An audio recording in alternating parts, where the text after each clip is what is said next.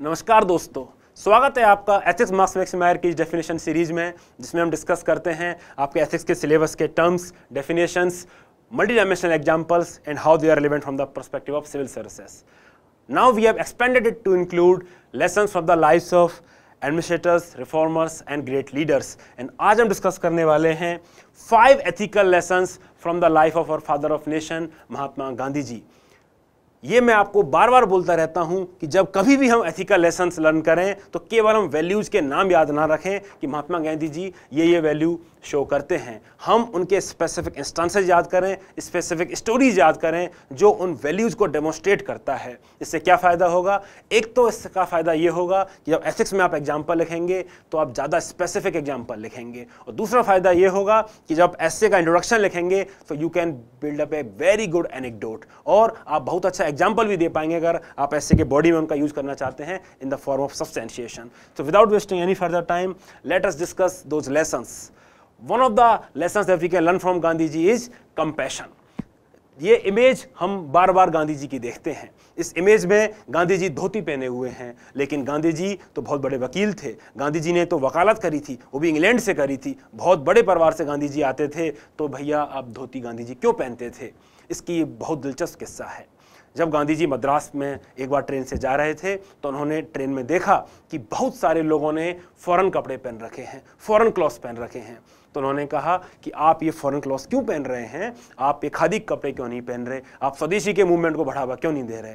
उन्होंने कहा कि बापू, फॉरेन के कपड़े काफ़ी सस्ते होते हैं और खादी के कपड़े काफ़ी महंगे होते हैं. ये बात गांधी जी को स्ट्राइक कर गई. गांधी जी ने सोचा ये तो आधा सच है जो मैं देख रहा हूं, कंप्लीट सच क्या है? कंप्लीट सच तो ये है कि हिंदुस्तान की आबादी का एक बहुत बड़ा तबका इतने भी कपड़े नहीं पहनता है, उसके पास मात्र एक धोती होती है.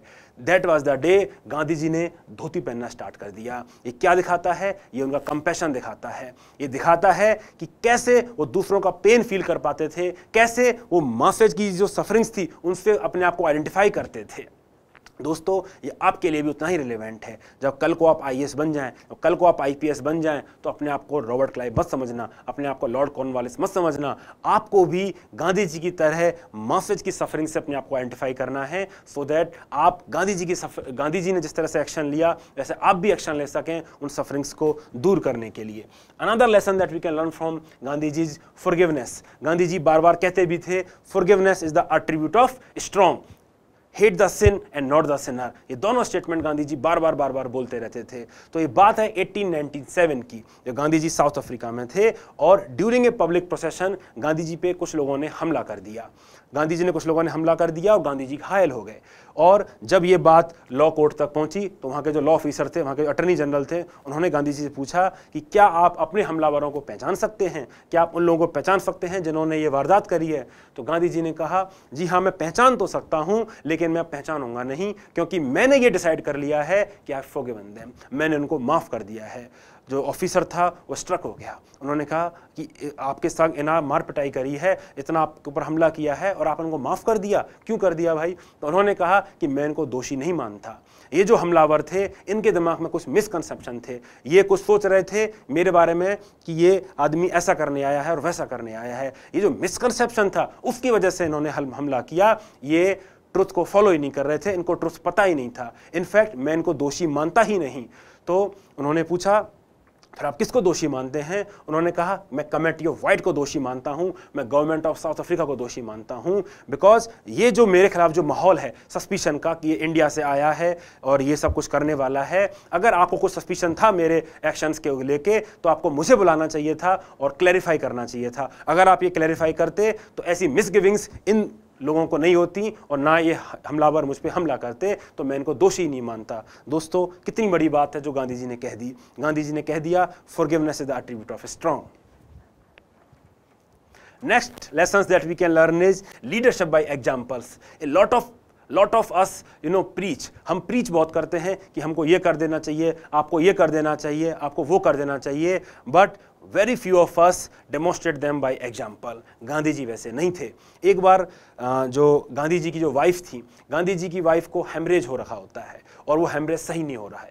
ठीक है, उनको जो परेशानियां हैं मेडिकल कंडीशन की वो सही नहीं हो रही होती है। तो गांधी जी को एक बार थॉट आता है कि उन्होंने कहीं मेडिकल की बुक्स में पढ़ा था कि जो साल्ट है, जो नमक है, ये बहुत नुकसान करता है। तो वो अपनी वाइफ को बोलते हैं कि आप ये नमक को बंद कर दीजिए। उनकी वाइफ गुस्सा हो जाती हैं। उन्होंने कहा कि आप तो दिन भर अपने खाने में नमक खाते रहते हैं और आप मुझको कैसे बोल सकते हैं कि आप नमक बंद कर दीजिए।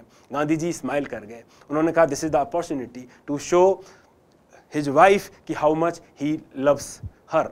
तो उन्होंने क्या किया, उन्होंने किया कि मैं भी 1 साल के लिए नमक छोड़ देता हूँ। ये सुन के जो वाइफ थी वो परेशान हो गई। बोला आप ये ऐसा मत करिए, मैं आपकी बात मान लूँगी। लेकिन फिर भी गांधी जी ने कहा नहीं, मैं 1 साल के लिए नमक छोड़ देता हूँ, क्योंकि इससे आपको भी प्रेरणा मिलेगी और आपको भी स्ट्रेंथ मिलेगी। और दोस्तों, गांधी जी ने 1 साल के लिए नमक और दाल दोनों छोड़ दिए थे। तो दोस्तों, ये बात मैं आपको इसलिए बता रहा हूं कि Gandhi ji used to demonstrate by example. Gandhi ji करके लोगों को बताते थे, और ये बहुत बड़ी बात होती है। तो कल को आप जब अफसर बन जाएं, कल को आप जब लोगों को प्रैक्टिस करें कि जेंडर इक्वलिटी की आप बात करें, एनवायरमेंटल प्रोटेक्शन की आप बात करें, क्लीनलीनेस की आप बात करें, सस्टेनेबिलिटी की आप बात करें, इंक्लूसिवनेस की आप बात करें, तो आप भी अपने एक्शन से उनको डेमोन्स्ट्रेट करिएगा, क्योंकि आप भी लोगों के रोल मॉडल बनने वाले हैं। आप भी कोई आम आदमी नहीं रहने वाले हैं, आप भी लोगों के रोल मॉडल बनने वाले हैं। And I am sure this example of Gandhi ji will inspire you to do that. Another lesson we can learn from Gandhi ji is honesty. Gandhi ji was an honest person. एक बार क्या होता है, गांधी जी जब छोटे थे, स्कूल्स में पढ़ते थे, तो एक बोर्ड ऑफ जो एग्जामिनर था वो वहाँ पे विजिट करता है, और उन्होंने उन बच्चों की परीक्षा लेने के लिए बोला कि दीज आर द 5 वर्ड्स जिनकी स्पेलिंग आपको लिखनी है। One of the word was cattle. ठीक है, तो जब गांधी जी स्पेलिंग लिख रहे थे, तो उनके पास जो टीचर खड़े थे, जो गांधी जी को पढ़ाते थे, वो पाया कि वो गांधी जी गलत स्पेलिंग लिख रहे थे। तो टीचर गांधी जी को इशारा करते हैं कि आप अपने पास वाले बच्चों से वो आप कॉपी कर लें, वो आप देख लें, सही स्पेलिंग लिख दें। दोस्तों, जब ये एग्जामिनेशन खत्म हुआ, तो उसके बाद गांधी जी ही अपनी क्लास में अकेले विद्यार्थी थे जिन्होंने गलत स्पेलिंग लिखी थी, और बाकी सबने सही स्पेलिंग लिखी थी। बिकॉज गांधी जी ने कॉपी करना उचित नहीं समझा। गांधी जी ने समझा कि जो टीचर है, इनको उल्टा मुझे रोकना चाहिए, इनको उल्टा मुझे समझाना चाहिए, लेकिन इनको ये बात नहीं कहनी चाहिए। और गांधी जी अपने ट्रुथ पे, अपनी ऑनेस्टी पे अड़े रहे। So that is something that we must learn from the Gandhi ji. We must abide by the honest means. Courage of conviction. This is another and very important lesson from the life of Mahatma Gandhi ji we can have.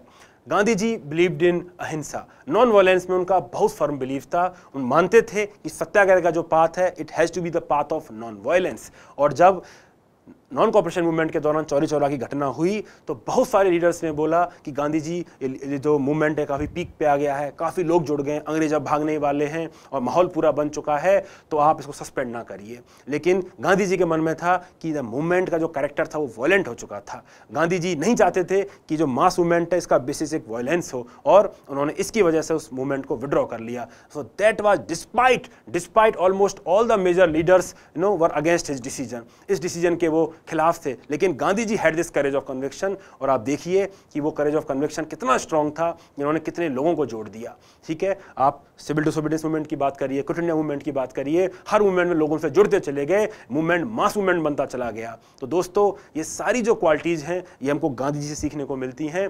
मैं आपसे उम्मीद ये करता हूँ कि आप specific examples के संग इन वैल्यूज़ को याद करेंगे और अपने एग्जाम में इनको कोट करके आएंगे, और नॉट जस्ट एग्जाम में कोट करके आएंगे, बट जब आप IAS बन जाएं, जब आप IPS बन जाएं, जब आप एक बहुत बड़े ओहदे पे पहुंचें, तो आप इन वैल्यूज़ को डेमोन्स्ट्रेट करेंगे अपनी लाइफ में।